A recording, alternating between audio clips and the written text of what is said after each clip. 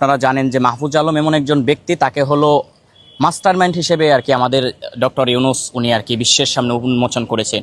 কিন্তু আমি আপনাদের একটা কথা বলতে চাই, সে মাস্টারমাইন্ডের মৌ না। আমি স্পষ্টভাবে বলতেছি সে মাস্টারমাইন্ডের মৌ না। বিকজ আজকে দেখুন 2 বছর হয়ে গেল জুলাই অভ্যুত্থান হয়েছে। জুলাই অভ্যুত্থান কেন হয়েছে আমরা সকলে জানি। জুলাই অভ্যুত্থান হয়েছে একটি সুন্দর এবং পরিপূর্ণ বাংলাদেশের স্বপ্ন দেখে, যেই বাংলাদেশে বৈষম্য থাকবে না, যেই বাংলাদেশে ধনী গরিবের ভেদাভেদ থাকবে না। কিন্তু স্পষ্টভাবে বলতে চাই, জুলাই অভ্যুত্থান পরবর্তী সময়ে যে বা যারা দায়িত্ব নিয়েছে, আমি সকলকে বলবো না, বাট অধিক থেকে অধিক এরা জাতির সাথে বেইমানি করেছে স্পষ্ট ভাষায়। এর মধ্যে অন্যতম যাকে নিয়ে আপনি আমাকে প্রশ্নটা করলেন, মাস্টার মাইন্ড সেজেছে। আজকে দেখেন 2 বছর হয়ে গেছে, বেশি বছর কিন্তু হয় নাই, 15-20 বছরও হয় নাই, 2 বছর হয়ে গেছে। 2 বছর হয়ে গেছে, তার আজকে এই কবরস্থানে আসার কথা ছিল না।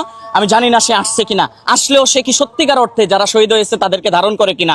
আজকে আমি যখন এখানে আসছি, আল্লাহর কসম করে বলতেছি, আমার চোখ দিয়ে অজরে পানি পড়তেছে। যারা আজকে এখানে শুয়ে আছে, এরা তো শুয়ে থাকার কথা ছিল না, এরা আমাদের মতো ইয়াং, এরাই আজকের বাংলাদেশ না, এরাই ভবিষ্যৎ বাংলাদেশকে এগিয়ে নিয়ে যেত। কিন্তু দেশ এবং জনগণের স্বার্থ চিন্তা করে তারা কিন্তু জীবন দিয়েছে।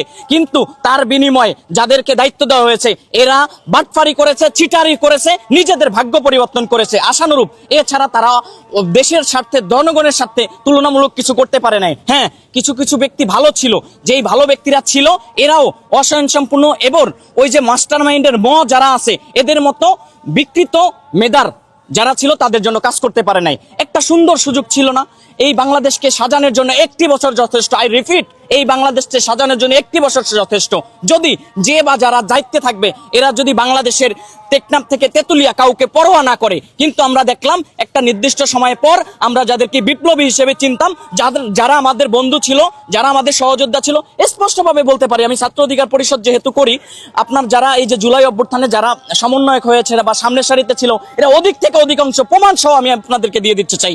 নাহিদ ভাই, আসিফ ভাই, এই যে আপনার মনে করেন যে বা যারা আছে, এরা সবাই কিন্তু ছাত্র অধিকার থেকে বেড়ে উঠেছে। অতএব তাদের সাথে আমাদের একটা বুঝাফেরা ছিল। এই বুঝাফেরা থেকে বলতে চাই, তাদের আমরা যেই আশায় দায়িত্ব দিয়েছি, তারা ওই আশা পূরণ করতে পারে নাই। আর যে মাস্টারমাইন্ড সেজেছে, এই মাস্টারমাইন্ডের মৌ না স্পষ্টভাবে।